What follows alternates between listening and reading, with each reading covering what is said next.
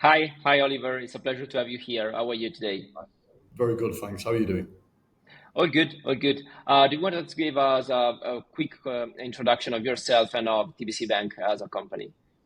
Sure, yeah. So my name's Oliver Hughes. I'm head of international business for TBC Group.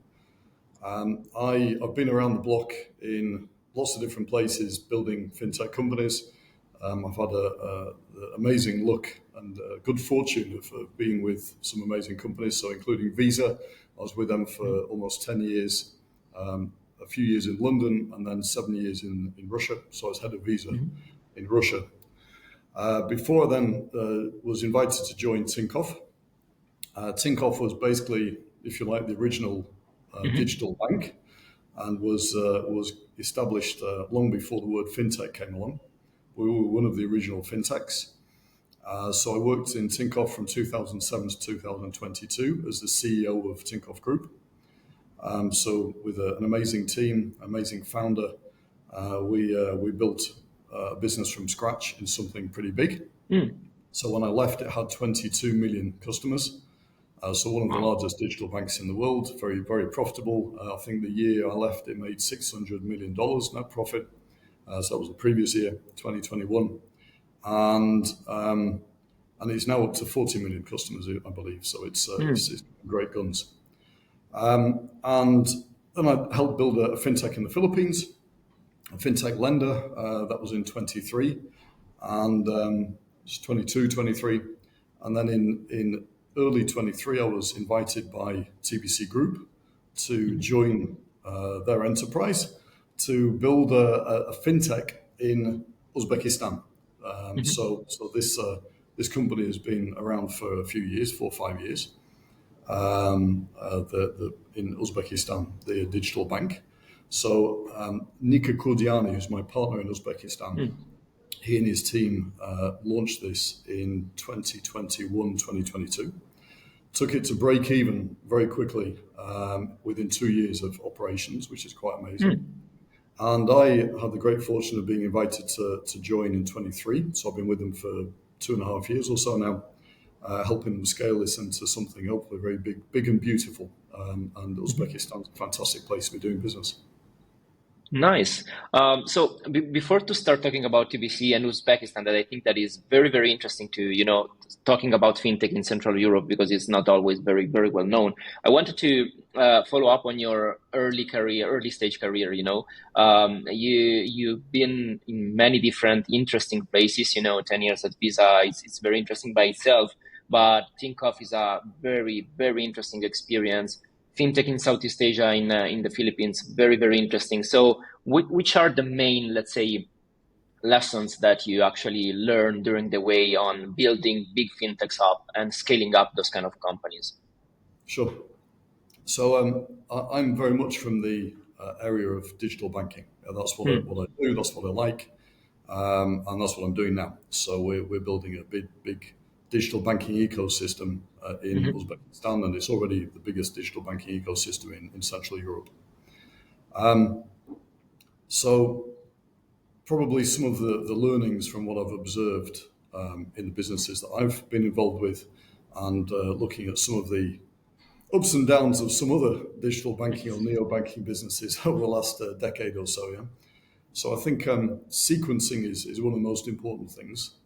Mm. There are some products that you can launch with, depending on the market, obviously, because markets are radically different between themselves. So if you launch a product which cannot be monetized, so it's not monetizable quickly, Hmm. then you run into problems, Mm. especially as we know private equity markets can be on and off.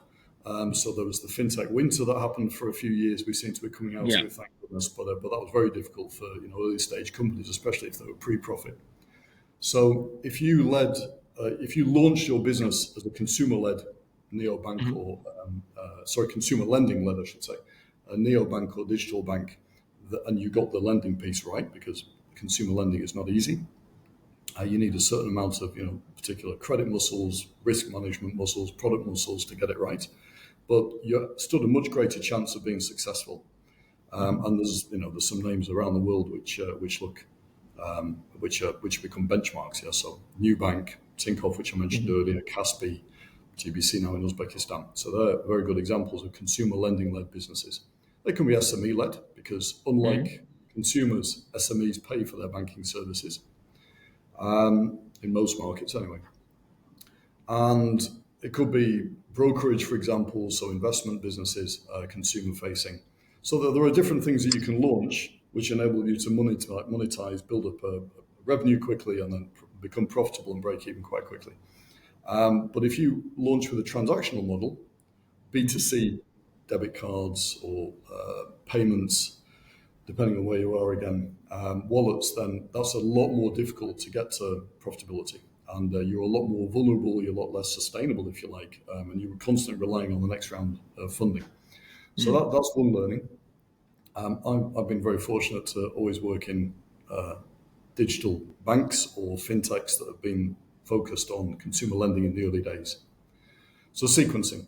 The second thing I think is that, in my view, maybe this is very controversial, but there's no such thing as a platform play in retail lending. So there are platforms that can be reused in different markets. Components can be reused in different markets. But retail lending and actually consumer financial services in general are very, very local. So it's very difficult to land a platform. You can land a platform and cover, let's say, 3 use cases out of the 10 use cases that most consumers have in the market. And that'll get you some customers, but it certainly won't be top of their wallet, as it were, the virtual wallet. You have to become deeply local in order to cover at least, let's say, 6 or 7 of the 10 use cases. But if you really want to be successful, you have to cover 11, 12 out of 10 use cases that customers need in that market. And each market is radically different regulation, different competitive landscape, different consumer behavior, different payments infrastructure, et cetera, et cetera.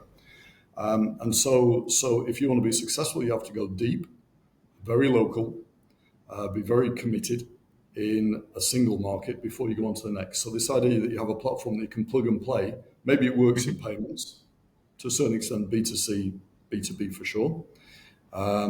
It may work in retail brokerage, again, to a certain extent, but in retail lending and deeper retail payments and cards, it doesn't work, in my experience. And what do you think? So, I mean, it's kind of a matter of trust from the final consumer to the brand itself, or trying to, let's say, having that kind of understanding of the environment where you are actually doing lending. It's all of that, but it's also just the product itself. So the products, you can't come with a single product suite. Okay. In order to launch the products you need in consumer lending, in let's say micro and small business, in transactional, let's say daily banking services, it is all deeply local, and so there's no one product that fits all markets. So you have to come with a very, very deeply localized, deeply integrated, deeply customized offering. So maybe you can start with something a little bit more generic, but very, very quickly, if you want to build a big business and get a meaningful market share and mind share of customers, then you have to become very local, and that requires basically building a stack with a product on top coming out of that tech stack, which is absolutely customized to that market. Which is why I said that a platform play doesn't work in retail lending. And what do you think about like big digital banking and neobank, like for example, Nubank or Revolut, actually trying to do that in different markets with the same product, because they are trying to launch the lending product in different countries. Like for example, Revolut is expanding a lot in Latin America. Nubank is trying to do the same in the US, in other countries. So they are trying to scale up that product no matter the countries. No, how do you actually think about those kind of strategies? Sure. So New is basically a testament to what I've just been saying. So New obviously built a huge business in Brazil by going very, very deep with a particular product set, if you like, which is now being expanded vertical by vertical as they go. They entered Colombia and Mexico, which is where they seem to be really getting traction. Hmm. with a different suite. Yeah, so they didn't come with a plug and play platform and plugged it into the socket in Mexico and off they went. They had to go through 5, 6, whatever years it is of learning, of adaptation, of customization, localization in order to be able Hmm. to start getting traction in Mexico. Revolut's a different play because Revolut has a particular product which is, let's call it international, Hmm. which is basically payments, transfers, investing on the Revolut card, yeah, which can be virtual. I'm a Revolut customer. It's a great product and a great service. But in order to then go from that stage deeper into the consumer landscape, particularly into consumer lending, which they're doing, I understand, successfully in UK, Romania, various other places. I may not have the complete picture. They need to build local muscles with local integrations and Hmm. make that platform go deep into the market where Yeah. they're operating in order to comply with regulation, not least of all. So that's where they stop being a platform and start localizing. And the deeper they Hmm. go, the more likely they are to be successful. Yeah, and I think that part of the strategy is also trying to do exactly what you said using a specific country manager. So every time that they reach a new country, I see them hiring someone that is very knowledgeable on that specific country, trying to give that kind of culture that you were mentioning to the product itself. So it's kind of following your advice, I would say. But coming I back don't to think they need my advice, but no, they're for welcome sure, to but take on. yeah, but I think that let's say you got a very good point there. But coming back to your experience, what is your what's in your opinion the main differences between the kind of markets that you saw? You went from Visa to let's say Eastern of Europe to Southeast Asia. So what's the actual, and of course to Central Asia now? What's the main differences between those kind of countries from a fintech perspective? So what actually retail customer wants in each one of those markets. So broadly speaking, Hmm. young, savvy, digitally native, sorry for the well-worn word, Hmm. people with aspirations who want to take out the pain points in their financial lives and make it Hmm. not just hassle-free, but also maybe enjoyable, which it never was in the Hmm. past. That's a similar set of characteristics across the world, no matter which market you're in. Hmm. So I think that people have similar needs and aspirations, no matter which market you're in. But that's where the similarities end, because I am endlessly surprised as to how radically different all markets are. So even when markets are neighbours and next to each other, you assume there are some similarities. Don't know why you would assume that, but you kind of assume it. They're kind of like they're in Central Asia. That means they're broadly similar. They're all called stands, so there's going to be something in common between them. Or you look into Hmm. Southeast Asia and you imagine the Philippines and Indonesia and Vietnam and whatever all quite similar. When you get down to it, they are absolutely not similar at all. Obviously, different religions, different languages, different cultural backgrounds, super different regulatory frameworks, very different competitive landscapes, consumer preferences, behaviors that have evolved over decades, if not centuries, probably millennia, to be honest. Yeah, and and even the habits that have been formed over the last 10, 20, maybe 30 years in terms Hmm. of super apps where you have everything in one app, or single apps, or maybe not even having your financial services provided through an app particularly yet, Hmm. because different markets are at different stages. So it is just unbelievable how different markets are. And then, maybe just talking about Europe. So, my colleagues, former colleagues from Tinkoff, set up Vivid Money in Europe, and Hmm. we had Alex Yemeshev Alexander, yeah. at one point in the not too distant past. And I remember talking to them about, you think that Europe would be a little bit more consistent in terms of, Hmm. the experience between different countries. But even in Europe, you have different payment systems, different use of Yeah. IBANs. So even in Europe, where it should be more more commonality. Even there's lots of huge difference which require localization. Coming back to that idea. Yeah.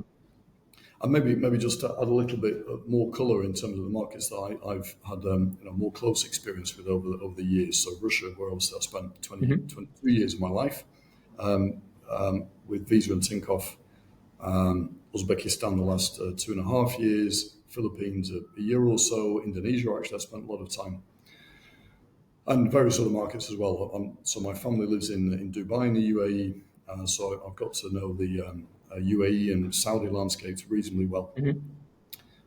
All obviously radically different, but there are some things in terms of, for example, regulation around consumer, the actual payment layer and how people move money around the system, some of which can be account to account. It can be cards-based rails in the country.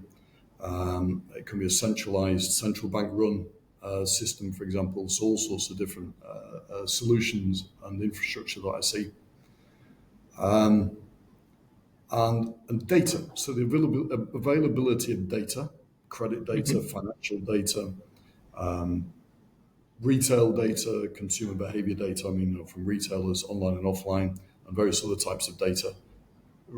And your ability to use that data because of legislation and regulation varies hugely from market to market.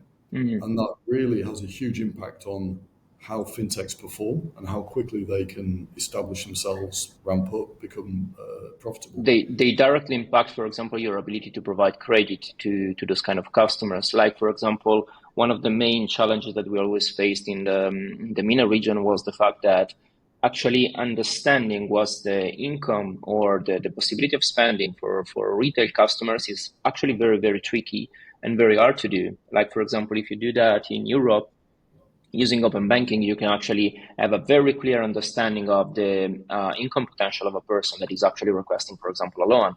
Doing that in certain kind of countries like also Dubai or, for example, the UAE in general, Bahrain, Qatar, and similar, is kind of tricky because certain kind of people are have part of their income that is very well defined and very well, traceable under that point of view, and part that is not, that is maybe coming from tips, for example, for in the restaurant industry. And that is kind of tricky because you could actually provide a loan to those people, but you don't because you don't have the data. So in my recent experience, so the Philippines, where there is a paucity of data, there is very little credit data. The credit bureau are underdeveloped.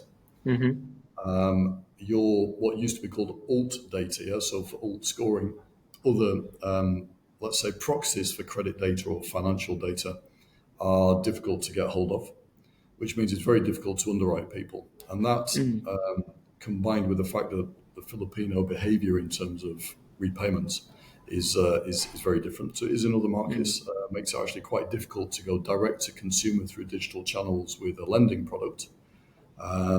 In the Philippines compared to some other markets, versus the experience that I have in Uzbekistan, where there's a lot of data available, lots of government digitized services, and interesting payments infrastructure. There's a very well-established credit bureau, access to the income data through the tax registry, pension fund, etc. So a wealth of stuff to use to underwrite customers and then to manage the portfolio thereafter. So a very different experience. And also they have a centralized identity document, which is a passport in Uzbekistan, because it's a former Soviet republic. And so they have this very kind of like centralized, well-managed identification system, which they don't in the Philippines. So all of these kind of things, it sounds like minor details, but when you add it up, it actually makes a They huge adds difference. up. Yeah, absolutely, yes. I totally agree on this point. They seems minor things, but then at the end of the picture, you need to have all of them in place in order to provide a good service.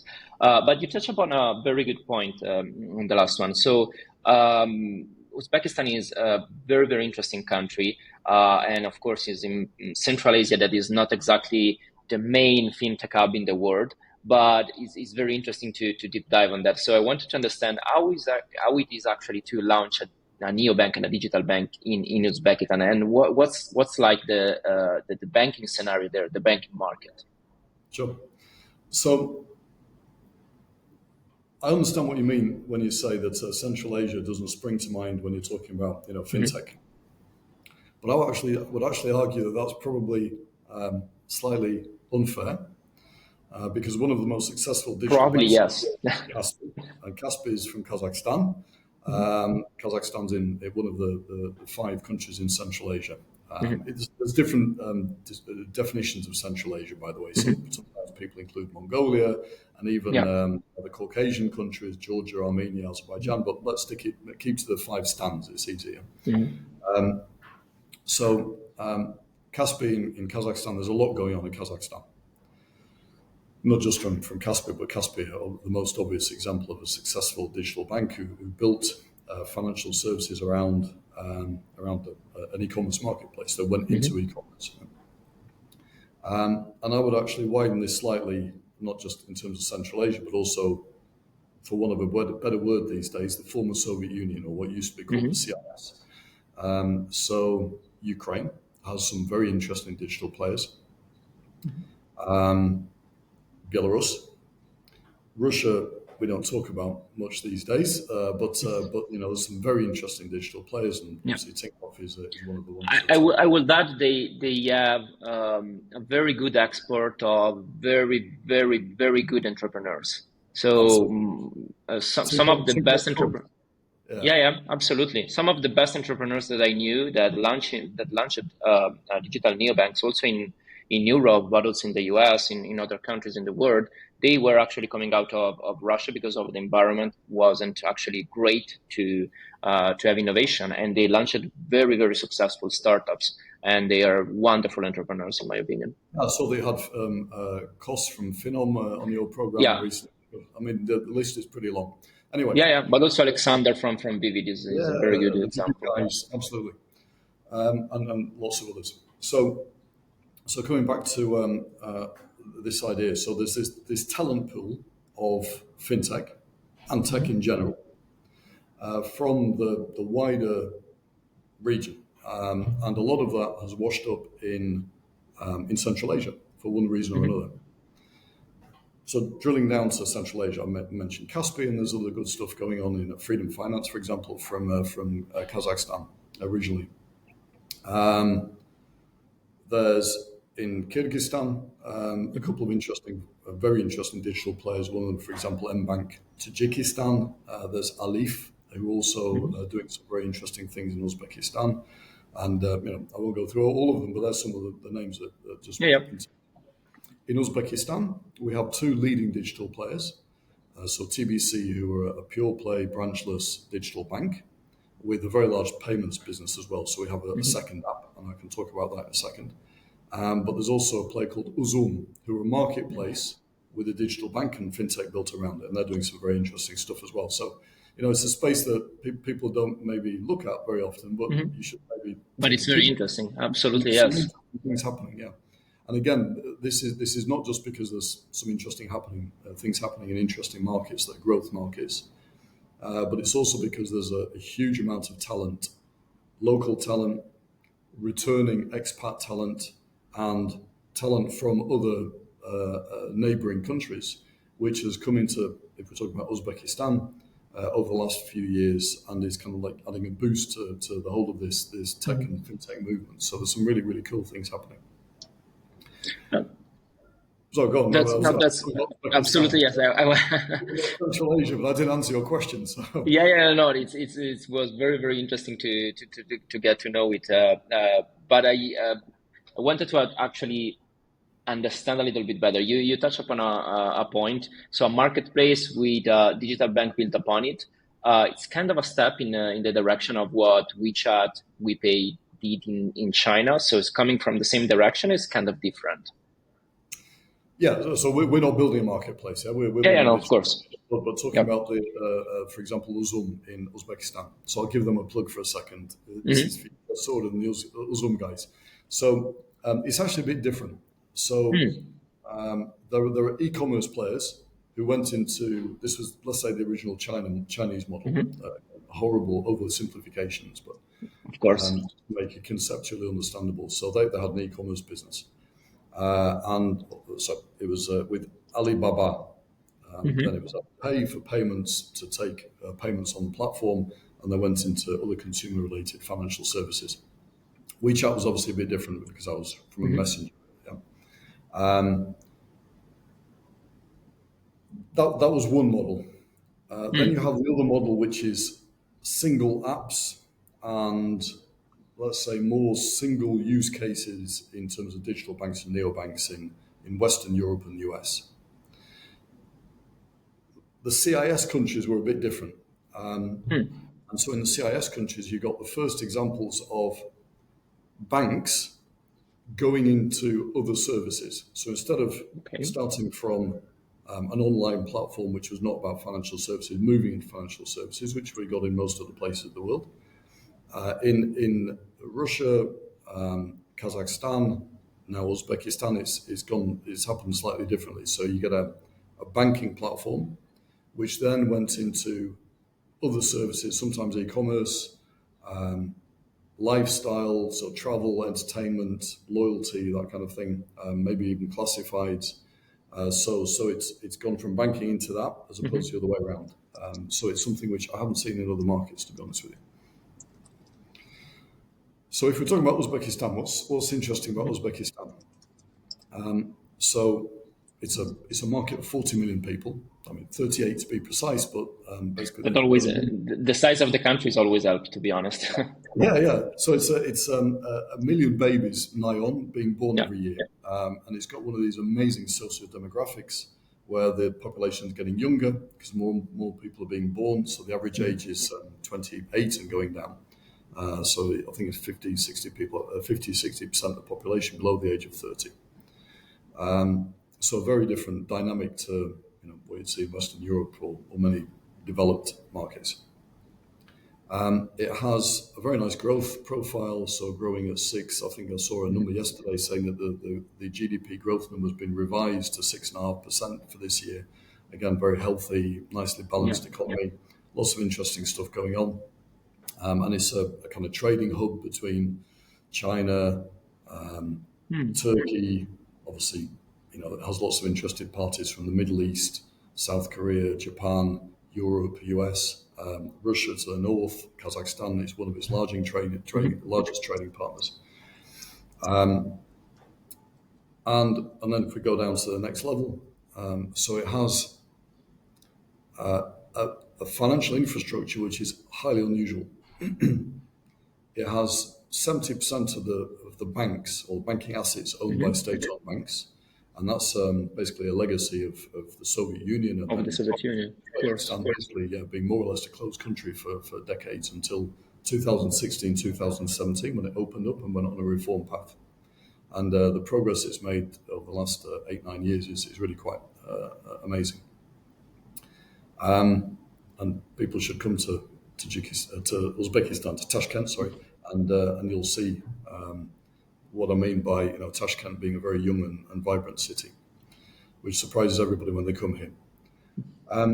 So the payment infrastructure, we have 2 local payment systems, Humo and Uzcard. Visa and MasterCard were never really allowed into the market, although they're just starting to come in now, fairly noticeably, I would say. But as a result of them having 2 local payment systems, they were able to do things in this kind of semi-closed loop system in Uzbekistan that you couldn't do in other markets which relied on international payment systems. So they built an API layer on top of this.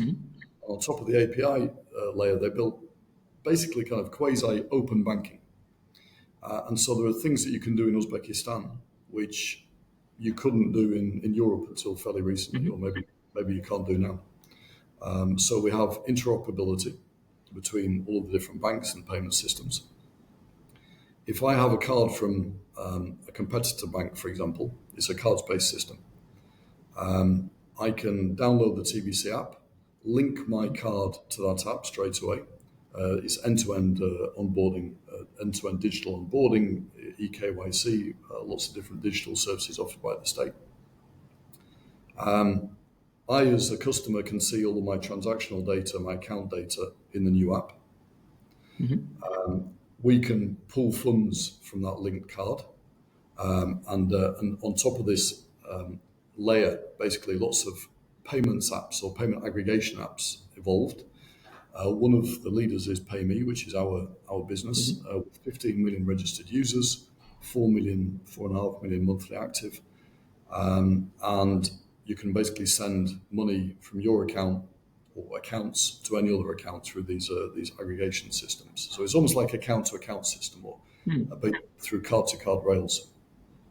And we can take 12 months of data for any customer that links their card to our app and do all sorts of stuff, marketing, loyalty, PFM, underwrite them for a loan or a BNPL, whatever it might be.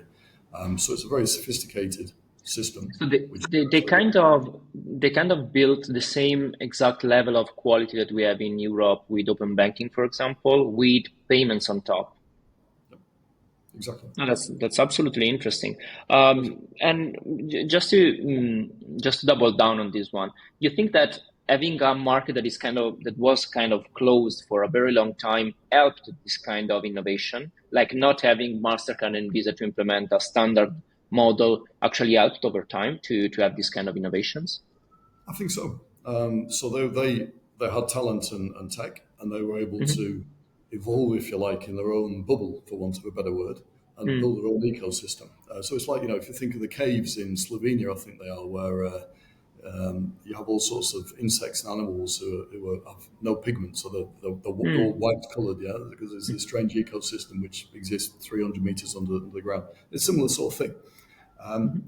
But equally, it's opened up, and so Mm. lots of foreign players have come in. I mentioned some of them in this conversation. Visa and Mastercard are now certainly here. Hmm. Hopefully, the Pays, Google Pay, Apple Pay, etc., will come here as well, and the government seems to be open to this. So you'll get this interesting meld of the local payment infrastructure with some of the international interoperability, which will be coming in as well. So they get the best of both worlds. No, I think that, not having them already in place when the ecosystem was developing actually gave the push to build something that is tailor-made for the country that you are in. So something that is actually very helpful for everyone, for day-to-day use, for operations set up and everything else. So that is kind of very, very helpful. From a geographical perspective. Okay, Mhm. if you don't mind, so just to explain what exactly this interesting payments infrastructure or layer Mhm. gives. So it means that P2P is hugely Mhm. advanced in Uzbekistan. So people whiz payments around P2P all the time through these different payment Mhm. aggregation apps. Obviously, you get your traditional cards payments as well through Yeah. traditional terminals. But what's interesting is alongside that, we've had the evolution of QR payments, which have been around for a long time. So through one of these payments apps, including ours, Mhm. PayMe, you can actually pay through QR. So you can do a P2P transfer to pay, you can do a cards payment, you can do NFC as well, or you can do a QR through the app. So you get this interesting kind of plurality of lots of different payment types. And it'll be interesting to Mhm. see how it evolves over the next 10 years or so, what will win out. That's yeah, that's kind of very interesting to be honest, because I didn't let's say I think that is kind of very common, or I wouldn't call it standard, but very, very common in former Soviet Union countries, because it kind of happened the same in other countries. For example, in Ukraine, it happened the same actually, in Georgia too, if I remember correctly. So the kind of closing system was actually pushing people to develop under that point of view, or to go or to push in that direction. But coming back to the, let's say, to the geographical perspective, I wanted to understand a little bit better, given the fact that you are kind of in a trading hub between, Europe, Asia, and China. What's the kind of exposure, and what's the kind of, uh, variable that actually are impacting the development of the financial services in the country? So you are more being, pushed by something like, WePay or Alipay in China, or you're kind of more going to the European banking and open banking direction in Europe? It's a very interesting question. So it's definitely so the Chinese payment systems are increasingly accepted because there's quite a lot of Chinese people Okay, here, and for Chinese sure. tourists as well. But that's definitely not one of the trends in terms of moving to a Chinese type model. Absolutely not. The Turks are very Turkish banks are fairly active here. Turkish construction, so there's construction happening all over the place, and a lot of that is led by Turkish construction companies. But I wouldn't say that the Turkish banks have any influence on the development of the banking system or ecosystem in any way here. Europe has its own thing going on. That's definitely not the model that's being followed here. UAE is very active, as are Qatar, Oman, Saudi, in terms of investments, but not in terms of building infrastructure, as in physical infrastructure, but not in terms of payments and banking. So really, what's happening here is something that's homegrown to a certain extent. There's a Central Asian theme for sure. So I mentioned Ali from Tajikistan, Yeah. Kazakhstan, so Halika here, for example. OTP, the Hungarian bank, who are present in many places in Central and Eastern Europe, Central Asia, they're here. But there's a big, again, for one of a better term, former Soviet Union kind of influence, which I think is a very interesting influence when it comes to digital banking, financial services, fintech, and tech in general, because some of the most interesting tech plays came out of that space. Ukraine, Russia, Belarus, Kazakhstan, Georgia, Azerbaijan, and various other places. So that I would say are the main influences. So if you look at our team in TBC, originally we were a Georgian bank. So I'll go into a little bit of the history because it's kind of relevant to the answer. So TBC in Georgia is the biggest bank. It's existed for almost 30 years. It started as a corporate bank, became a full commercial and a universal bank, as they're called in this neck of the woods. Very digitally savvy, but a traditional branch-based bank. Has an amazing business, makes very high profit, normally 25% ROEs. In a growth market, still growing by 10, 15, sometimes 20%. So the GDP of growth of Georgia is still 10%. Absolutely fantastic profile and an amazing history. But Georgia's 3.7 million people, so it's pretty well penetrated. Yeah. It's very well catered. And it's kind of different to serve 3 million people or 40 million people. Exactly. So TBC made this very bold decision. I liken them to Vikings, the kind of commercial Vikings. They get in the commercial longboats and off they go. So the founder of Caspian is Georgian, Michel Lamtadze. And there's lots of other Georgian fintechs and interesting companies around this geography. TBC crew got in the longboat, came to Uzbekistan, decided this was a great place to set up, and one of the first foreign companies basically into Uzbekistan after it started opening up. Bought PayMe, which at the time was 1 million customers, now it's 15 million registered users, as I mentioned earlier, and got a banking license from scratch. Built a set up. They had the foresight to do all of this absolutely, textbook. They got a separate banking license, were able to take deposits, found some good partners, EBRD and IFC in Uzbekistan to help us with this journey and startup capital funding as we started scaling. Built a separate tech stack with a separate team. So the team has lots of Georgians in it, lots of Georgian tech people. It has a very interesting tech scene in Georgia. But then obviously complemented by lots of other people from Uzbekistan, Kazakhstan, Russia, Ukraine, Belarus, and we have this amazing multinational team. 28 nationalities, all English and Russian speaking, many of us Uzbek speaking, unfortunately not myself yet. And people bringing this amazing baggage of expertise in terms of fintechs built all the way around the world. A lot of people in our team here have built fintechs in Southeast Asia, in the Middle East, and former Soviet Union. So it's definitely moving along the model of this region. in Uzbekistan, but powered by experience from all over the world. And it's very interesting that they kind of did that from scratch. So they didn't apply it or they didn't reuse the same banking license or the same tech stack or something like that. They actually built it from zero.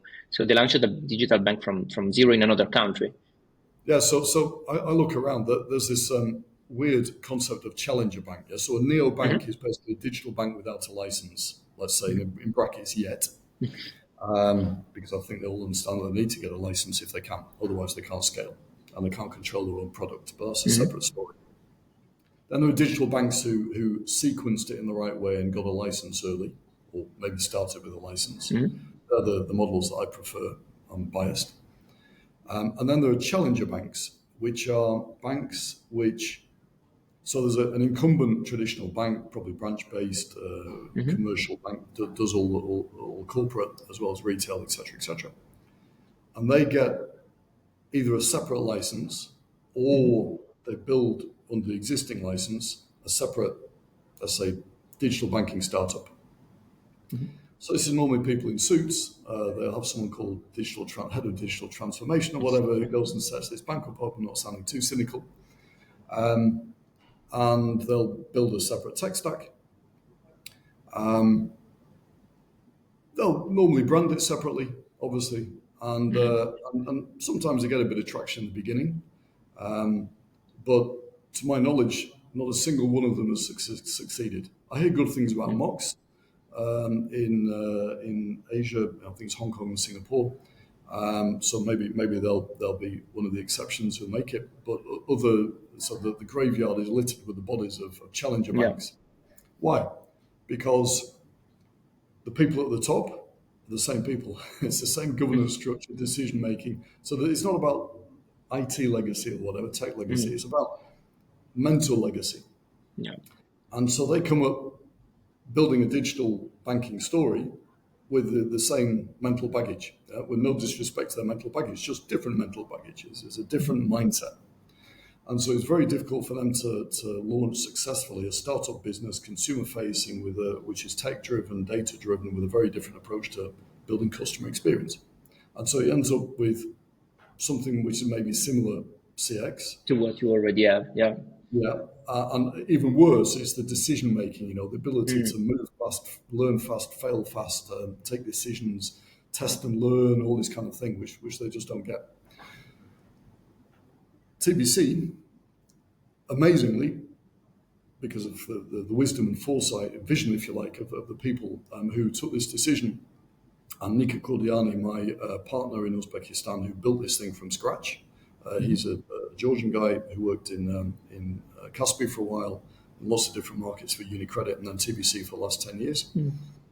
He had the foresight to go and do this absolutely separately. So you didn't get this mindset pulling you back and the tech legacy holding you back. So they did it absolutely right and perfectly executed. It's an amazing So story. just push it forward for make it done, let's say. Now Pushing that's forward. for get it done. Just Yeah, pushing forward to get it done. Yeah, yeah, yeah. but also architectural. So organizational, architectural, tech architectural decisions, which are absolutely the right thing. So you have the right mindset, entrepreneurial, risk taking, customer Mm. centric, service focused, very different product philosophy, and this kind of get shit done, but also the learn fast, fail fast approach, which is not Mm. how an incumbent bank, highly regulated, slow moving. It has to be slow moving. It can't take these Yeah, kind of risks because it's got a big business, a big balance sheet, yeah. and they cut it loose and said, "Go and do your thing." Brilliant. No, yeah. It's kind of a playbook to actually do that in new countries. So it's very very interesting. I was wondering. We are kind of seeing many different trends in the fintech market nowadays. Of course, stablecoin is one of them in payments.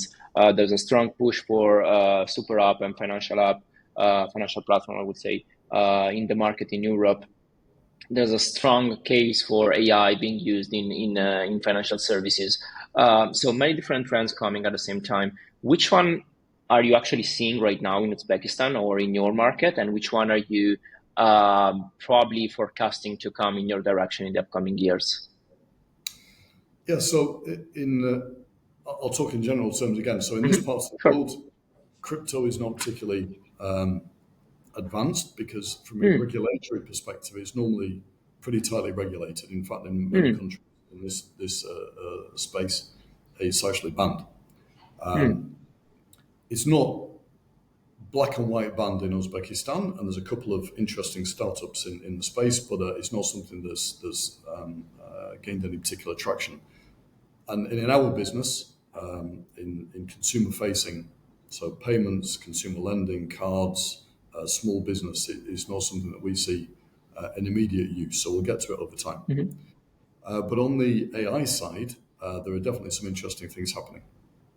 So just to tell you about what we're doing, we hired a guy to be our head of AI called Konstantin Kruglov, who built Yandex's Alisa, which is equivalent of Alexa for Amazon. Sber Devices, Sberbank, biggest bank in Russia. And then he left when the war started and set up his own AI development company in London. And it turns out he was born in Uzbekistan. I actually used to work with him many years ago in a project. He has an amazing track record, basically as good as it gets. So he joined the team a year and a half ago, and we had 3 remits. The first job was to build our platform, and we decided to build a speech tech platform, which is the text-to-speech piece, the LLM that drives it, the text-to-speech, and the synthesis. And in Uzbekistan, we have lots of different languages. But there's another peculiarity, but apart from the fact that it's a multilingual country, the official languages, there are 4. When people are speaking Uzbek, for example, they switch between Russian and Uzbek within one sentence, both sides of the conversation, obviously. So we had to have a synthesis which generates both languages, so it can. So it's a kind of art to train a model on those kind of data. It certainly is, and there's other components, like obviously stop it hallucinating and going off piece too much, pauses, interruptions, lots of components in this speech text platform. So we built the platform. The next piece was to hire the team because this talent doesn't grow on trees. So Uzbekistan has got lots of talent, but it's still a very rare breed. And so we built a team on the engineering side, the data science side, ML and LLM, as well as people who can train the models, do the annotation and all that kind of stuff, which are actually quite interesting skill sets in their own right. And then the third was obviously manage the use cases. So we decided we had 3 use cases in the beginning. So there's payment reminders and kind of what used to be called early collections. And now 50-60% of our payment reminders are handled by our own speech bot. The second is sales. So the first is like efficiency. The second is about revenue generation. So this is a sales bot. We launched a pilot in Telegram. Telegram is the messenger for Uzbekistan. It's got the highest penetration in any country of Telegram. I think it's 75%. So if you write to an Uzbek in WhatsApp, they never reply. So you have to find them in Telegram. So we launched this sales bot in Telegram just to see if there was life on Mars. There is. And so now we're moving that to generative AI. And we already have our pilot. I was listening to it with Nico a couple of days ago, and it's sounding fantastic. And again, it switches between Russian and Uzbek as necessary. And then the third use case is, let's say, for want of a better term, perplexity-like experience in a banking app. So you press a button, you start your dialogue.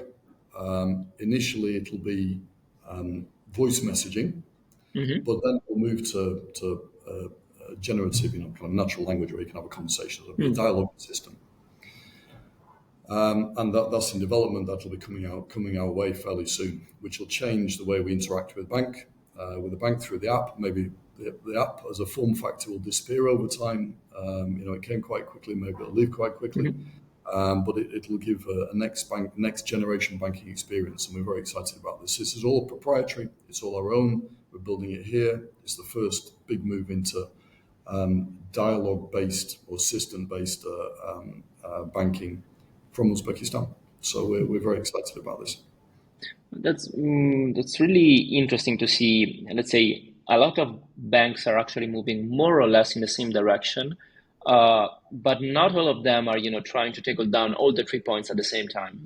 So they're usually focusing a lot on cutting costs using AI, of course, because it's kind of the easiest way to use it at the moment. But actually making revenue generation with it is way more challenging, to be honest. Can bring a lot of value, but it's way, way, way more challenging, and it's very, very interesting and very hard. I think that you mentioned one of the most challenging points under that point of view, and maybe my last question for you, how hard it was to actually take the right talents to build it, because there's actually a war out there for talent on AI. Then obviously the main battlefield right now is the US and maybe also China, where people are buying company only to hire good talent in AI. So how actually hard it was to actually find the right person to build something like that? So it's not easy hiring good talent ever. Yeah, Anyway. yeah, that overall, yeah, I would say, yeah. So finding the right people with the right, let's say, hard skills as well as the right mindset, the soft skills, communication, ability to work in a team, entrepreneurial approach, is very difficult all the time. So it's when you're building a company, particularly a rapidly scaling, high growth company. We have 3,700 employees in our organization. It's not small. A lot of them are on the servicing side, but the core is still 1,200 people or so. It's a big organization. So to feed the beast, to bring the talent in that we need with the right mindset is a constant challenge. But it's getting easier over time. And the reason for that is that we're getting traction as if you like, an HR brand, for want of a better word. As an employer doing something very interesting, making a positive impact on the environment in which we're working, and doing some pretty cutting edge stuff, not just for Uzbekistan and Central Asia, but for the world. So that enables us to attract people a lot more easily. And we're hugely lucky to be in a part of the world where there's tons of talent. The engineering talent, product talent, data scientists, data analysts, talent pool, and business talent in general, business managers in this wider region is some of the best in the world. And so we're able to tap into that because of what we're doing. And we can give them something very motivating and exciting to do. Very nice, very nice. Oliver, it was a very, very interesting conversation. Thank you very much for joining me. And again, I will never say that Central Asia is not a very good hub for fintech, because you actually shine a line on that, and it was very, very interesting. So thank you very much again for joining. I wish you the best in your upcoming adventure. Likewise. Thank you very much indeed, Michele. Michele, sorry. Thank you. Yeah, thank you. Thank you very much.